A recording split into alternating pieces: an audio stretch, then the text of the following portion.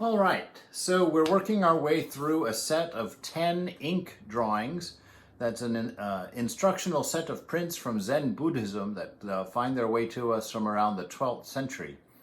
And yesterday we looked at the first of the 10 where the person begins looking for the ox, trying to find that meaning in life. So his life has come to the point where he's really thinking there has to be more. Thinking that just enjoying himself and being distracted all the time and constantly entertaining himself, that there has to be more to life than just the day-to-day. And so he begins looking, he begins tuning his eyes to find purpose, to find direction, to find out what's going on with this experience of life. And that leads us to today, to the second print, which should appear right here in just a moment, called Finding the Footprints. And with each of these prints, there's a small poem that comes with it. So let me read this poem to you. It's quite lovely. Discovering the footprints. Along the riverbank, under the trees, I discover footprints. Even under the fragrant grass, I see his prints.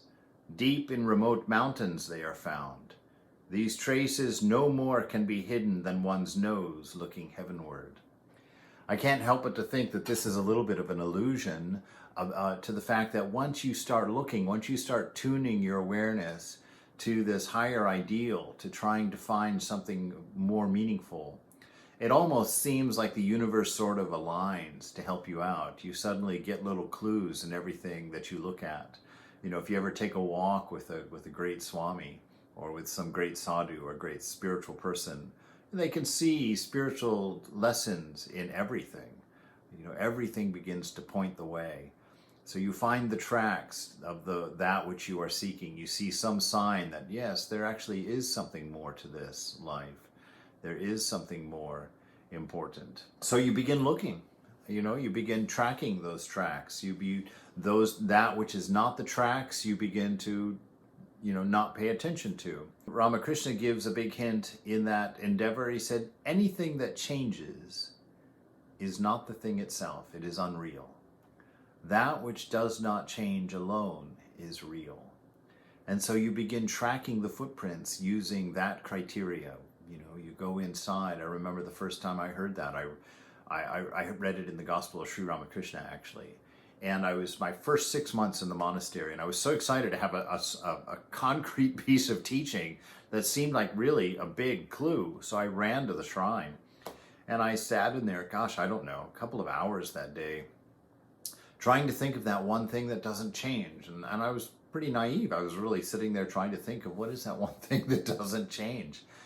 And, after all that time, I couldn't come up with it. So I went down, and Swami was at the lunch table, and I sat down with him. And I said, Maharaj, I read this morning in the gospel that which is unchanging alone is real. That which changes is unreal. And I said, so I went up there and everything I can possibly think of changes. There's nothing that's not changing. And he smiled and he looked at me, with that wonderful Swami face. And he said to me, did you consider that which was looking for the unchanging? And it was an amazing moment to me. I was like, oh my God, I saw the footprints. Just for a second there. And I was like, I get it. And little did I know that was a lifetime's endeavor, that was a hint that would set me on a course. So that's our beautiful ink drawing today from the 12th century Zen Buddhist teacher, Finding the Footprints.